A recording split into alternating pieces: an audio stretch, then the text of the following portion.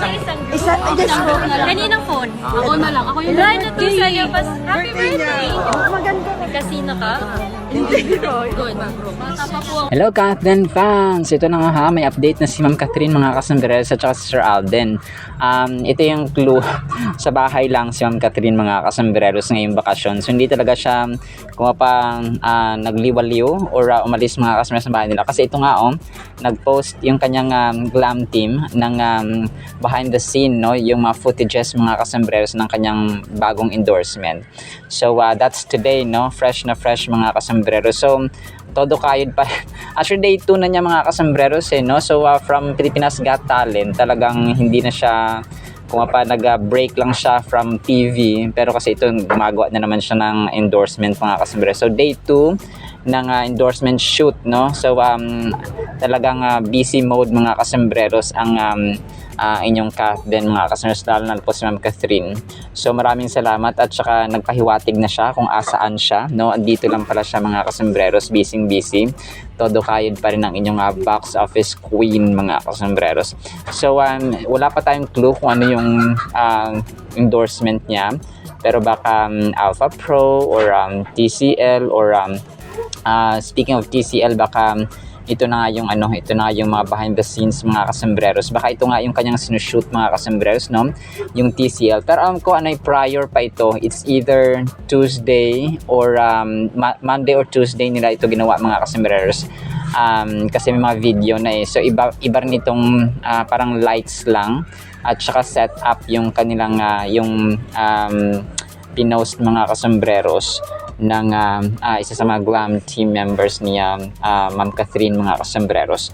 So abangan natin yan kasi itong TCL niya, ito yung mga kulit moments niya. Video yung nilagay ko dun kanina or yung nakita natin. Ito naman ay yung kanyang mga pictures mga kasambreros. So VCM, the celebrity source mga kasambreros.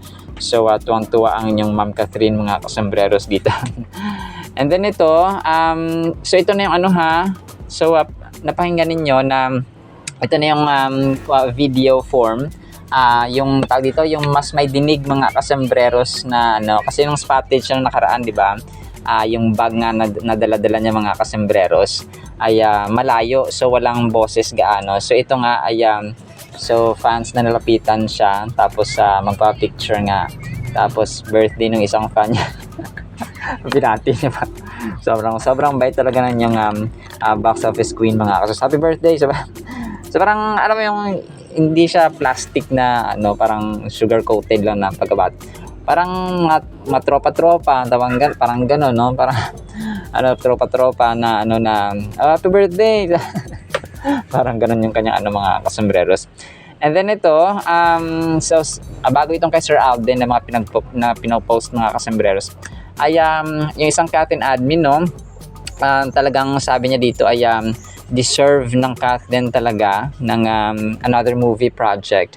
Kasi nga dito sa worldwide box office hit award nila sa maliban sa Manila International Film Festival dati, Feb yata yun or March mga kasambreros. Itong bago nga nila na phenomenal box office cinema king and queen of Philippine cinema mga kasambreros ang Kathleen at saka yung Hello Love Again at saka si Direk Cathy mga kasambreros, and the writers na sina Ma'am Carmi Ramundo. So sabi na isang talagang deserve nila yun ng another project. So kasi di ba walang nakakabasag talaga ng mga kasambreros kahit na pinagtipon-tipon yung mga ilang movies na Philippine cinema at kahit na parang combined together, parang nag-reinforce sila mga kasambreros, collaboration nila Vice Ganda, na Vic Soto, Piolo Pascual, Coco Martin, Dingdong Dante. So walang naka-hit ng record mga kasambreros kahit nga dun sa nung December yung Metro Manila Film Festival mga kasambreros, MMFF, hindi nila naungusan mga kasambreros yung 1 billion. So talagang deserve ng Kathleen ang another movie project. So soon, no? Talagang inaayos pa. Ngayon ay parang may nakikita ako na naayos na mag-operate na ulit ang ABS-CBN. So talagang magkakaroon na ulit ng franchise, no? Ipanalangin natin ng ABS-CBN mga kasambreros. And dapat kasi ayusin din ang management mga kasi hindi naman ako sa against sa kung ano man, pero sana ay maayos na lahat-lahat para maka-function na ng mabuti ang ABS-CBN.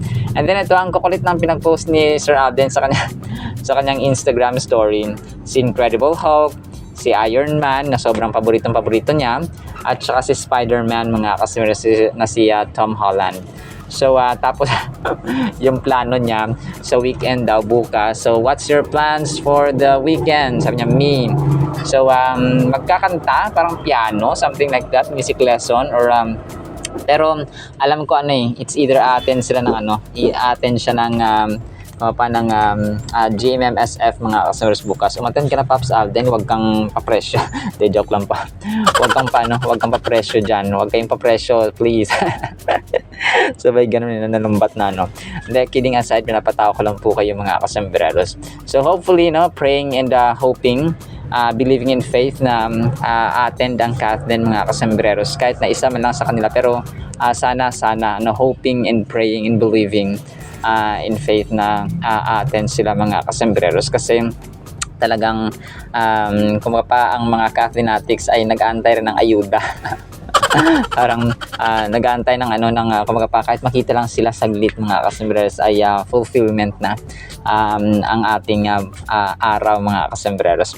And then ito syempre yung prayer ni Sir Alden for today ay hindi mawawala. Sabi niya dito, Dear God, help me to have great strength today by relying on your power and might. On my own, I am weak, but through you, I can overcome any challenge. Remind me that my strength is not found in my own abilities, but in the victory you have already secured for me. Fill me with confidence and perseverance, knowing that through you, I am more than a conqueror. No obstacle is too great, no battle is too strong, because you are with me. Help me to walk boldly in faith, trusting in your power to sustain me. In Jesus' name, amen and amen. So, amen and amen, Pops Alden. So, tayo rin ay naambunan ng blessing mga customers ng panalangin ni Pops Alden. So, tayo po ay parating nagtitiwala sa panalangin talaga. We believe in the power of prayer, and we will always believe in the power of prayer mga kasembreros. So and then ito yung last items natin si Pops Alden, isang Cathen admin ay nag-post si Sir Alden ay nakahiga at saka naka-point yung kanyang point finger mga kasembreros sa camera as a sort of kulit-kulit moments mga kasembreros. Kagaya ni Ma'am Catherine dito na sa kanyang TCL nga ay sobrang kulit parang tropa-tropa. Ito yung sasabi ni Sir Luis Manzano din na yung endorsement, yung brands ay hindi lamang yan sila brands, isa silang pamilya mga kasembreros. Natutunan din ni Pops Alden from Sir Luis Manzano mga kasembreros.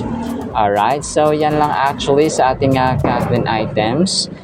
Sana po ay pakinggan po natin ang Word of God. And today again is June 27th of June, Friday po mga kasembreros. At para po sa ating Word of God ay sobrang ganda po nito mga kasembreros. Ang title po, Ilaw, Lampara. Proverbs 6:23, For the commandment is a lamp, and the law a light. Reproofs of instruction are the way of life. Si King Solomon dito mga kasembreros ay in-emphasize yung either utos ng magulang or the word of God mga kasembreros. Ang utos ng magulang na nagmumula sa utos din or commandment ng Panginoon ay isang ilaw, isang lampara, isang liwanag sa ating dinadaanan mga kasembreros. Ang buhay, ang ilaw ng buhay mga kasembreros, which is the law or the commandment of God, ay kakaiba ito sa literal at saka ginagamit natin mga ilaw, like sasaksak natin, pipindutin natin yung switch na mag-iilaw na, tapos pag may lampara, tapos may flashlight for example, sa ating mga cellphones din meron. So iba itong buhay, kumaga pa lamp mga kasembreros or ilawan ng ating buhay na nagbibigay ng liwanag. So it's either you have a mind of good things, you have a mind of wisdom, full of wisdom mga kasembreros, or intelligence or knowledge in particular. So ito po yung nagagawa nito mga kasembreros. Ang buhay na may kumapaang pagsunod at saka pag-obey mga kasembreros sa commandment or sa utos ay ilaw, no? Kumbaga pa, di ba kapag madilim, mangangapa ka, matutumba ka, matitisod ka, at ang pinakamatindi ay mahuhulog ka pa sa bangin mga kasembreros or sa manhole or sa kung ano man, o sa kanumang dapat na kung mapapakahulugan mo mga kasos kapag madilim ang iyong dinadaanan. Ganun din sa buhay, no? Mga wrong decisions, mga maling plano, mga hindi naging successful na mga decision, na mga choices natin. So yun ang sinasabing, ang hindi tayo nakinig, no? Lalong-lalo na po sa magulang natin. Kapag hindi tayo nakikinig, kapag hindi tayo sumusunod mga kasembreros, ang atin pong kahihinatnan at ang resulta ng ating mga desisyon at plano ay hindi successful. Ang verse na ito, Proverbs 6:23 mga kasembreros, ay nagre-remind sa atin ng kahalagahan ba ng guidance at saka katotohanan sa ating buhay. Anda makukumpara natin yung commandments nga, no, yung utos mga kasembreros ng Panginoon sa isang lampara at sa isang ilawan mga kasembreros.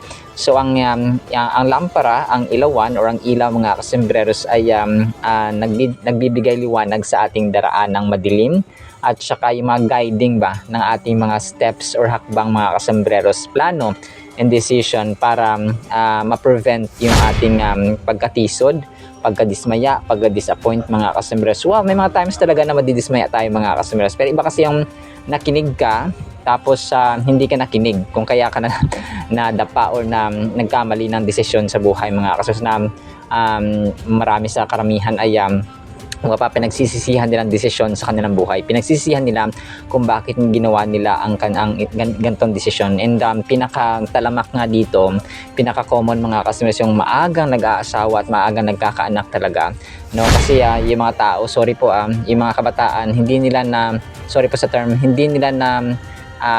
nila mapipigilan or napipigilan ang kanilang kalibugan. Sorry po sa term mga kasembreros. Kung kaya ang ending ay sa maling desisyon, hindi na nila pwedeng takbuhan, yung iba naman tinatakbuhan. So ang kawawa ay yung mga magulang, yung mga tiyahin o kung sino man kumukukup dun sa bata mga kasembreros. So dito natin nakita na talagang napakahalaga na meron tayong guiding principle, lalong-lalo na po yung command o yung utos, yung Biblia mga kasembreros na nagsisilbing ilaw sa ating daanan at sa ating mga desisyon sa buhay. Kasi iba yung mga taong pinalaki sa utos ng Panginoon, sa pagmamahal, sa disiplina, sa correction, sa reproof, no? Yun po yung reproof mga kasembreros. Kasi sinasabi dito yung mga instruction talaga, yung disiplina, yun yung daan sa buhay. Okay? Yun yung tamang daan upang tayo magkaroon ng hindi man perfectong buhay but a life that is full of full of meaning and full of purpose mga kasembreros. So when we think of a lamp, we often imagine a source of comfort that banishes shadows and fears. The law of God is similar in that it provides reassurance during times of uncertainty. So kapag Lord, paano ba to? Ano ba yung will mo sa buhay ko? Ano ba yung dapat kong gawin from this point? Ano bang gagawin ko? Anong desisyon? Anong choice ang pipiliin ko? Pipiliin ko bang mag-aral muna? Or pipiliin ko ng magjowa? Pipiliin ko bang tulungan siya? Or tulungan mo na magulang ko? Or tulungan ito? So, ganun mga kasembreros, no? Making wise choices, hindi lamang sa pagboto, no? Kasi sasabi natin, vote wisely. Sa ating buhay din po, we have to plan and choose wisely sa mga desisyon at saka sa plano natin ginagawa. By adhering to these commands, find direction and meaning, avoiding the potential pitfalls of poor choices. So yun nga, no? Nagiging bitag yung pitfall choices natin or pitfall of poor choices kapag mali yung ating mga desisyon sa buhay. The latter part of the verse suggests that receiving correction and instruction is crucial in our journey through life. So very crucial talaga siya mga kasembreros. Without guidance, without light, without yung ilawan mga kasembreros, without the law of God, without the Holy Bible, and light and instruction, tayo po ay nasisilo at nag-end sa maling direksyon mga kasembreros. Kung kaya full of regrets, no? Pinagsisihan kasi nga ganito ganyan, So these commandments express God's expectations for our conduct and serve to keep us on a righteous path. So nag-expect ang Diyos na kapag sinunod natin yung itong mga direksyon niya, yung lalo na pang Proverbs mga kasembreros, no? Napakaganda nitong basahin. Kung kayo napapansin nyo ay tinuloy-tuloy natin yung mga verses, verse by verse mga kasembreros sa isang chapter kasi napakaganda po. It gives us knowledge and wisdom sa mga instructions ng buhay na dapat natin gawin. So without guidance, we might easily stay or stray and fall into trouble. When we analyze this verse, we can break it down into its key components. So yung commandments, yung law, yung light, and instruction. So kapag binreakdown natin itong verse na ito, no, Proverbs 6:23 mga kasembreros, yung ilaw, lampara, so yun nga, yung utos, yung ilaw, yung batas, mga kasembreros, at saka yung instruction. Yung parang ano ba, parang nag-exam kayo, tapos alam mo yung sagot, pero hindi ka nagbasa ng instruction. Let's say, may nakalagay doon, di ba? Parang may patlang or may space na provided before the number. Yung instruction ay fill in the blank. Parang yung bibilugan ay ito lang. Pero ang ginawa mo ay sinulat mo yung sagot, so hindi mo binilugan. So mali, alam mo yung sagot pero you didn't follow the instruction. So mali pa rin mga kasembreros. So parang ganun din sa buhay. Kahit na matalino tayo, kahit na expert tayo, kahit na skillful tayo, kahit full of talent tayo, kung hindi tayo nagsusunod or sumusunod sa instruction ng Panginoon sa ating magulang, ay useless din po ang buhay natin. So maraming magagaling, maraming mayaman na hindi nila mahal ang kanilang magulang o yung kanilang kapatid, or mayaman ang kapatid na ganito pero hindi tutulungan ang ganito kapatid. So parang ganun ba, iba talaga yung nasa sentro ang Panginoon because a family that is centered, yung God-centered mga kasembreros ay nangibabaw ang pag-ibig. So kahit na ikaw lang ikaw lang yung mag-isa na nakapatid na mayaman, tapos yung mga kapatid mo na iba naghihirap, so hindi mo sila tinutulungan because you don't have love mga kasembreros na nagmumula sa Panginoon. So parang ganoon lang din ang buhay. So pero yung very crucial yung lesson na tinuturo ng Proverbs 6:23 mga kasembreros. So as we move forward, it is vital to cultivate a heart that welcomes correction and instruction. So ako rin, no, kahit na tayo po ay gumagawa ng content dito, I welcome correction. Kung kaya sabi ko minsan sa ating vlog na correct me if I'm wrong, no, kung mali ako, ay tama niyo po ako because I love instruction and correction mga kasembreros kasi doon tayo natututo. Pero kapag nagko-correct naman sa akin ay nakita natin mali, so tinitimbang din natin mga kasembreros, alright? So yeah, by doing so, we can grow in wisdom, understanding, and grace mga kasembreros. So kailangan we always seek mga kasembreros yung guidance talaga, and wag tayong kumapawag nating sarili ang problema at ang buhay because no man is an island. So try not to walk alone, relying on God's light to show us the way mga kasembreros. Ang Diyos talaga ang pinaka-ilaw, pinaka-lampara, pinaka-guide natin mga kasembreros, and our parents are being used by God to give us instruction. Kasi experienced well yung mga parents natin mga kasembreros. Papunta pa lang tayo sa plano na ganito, sa direksyon na ganyan, nakabalik na sila mga kasembreros. Kaya alam na nila yung magiging kahinatnan kapag ginawa natin ang mga desisyon na alam nila na mali or alam nila na tama mga kasembreros. Alright, salamat po in the meantime Nawapit pagpalaan po tayo ng pag-ibig, pananampalataya at pag-asa in the mighty, holy, sweet, magnificent, full of wisdom, Jesus Christ. And everyone said, Amen and Amen. See you sa next segment mga kasembreros, and paalam po. I love you.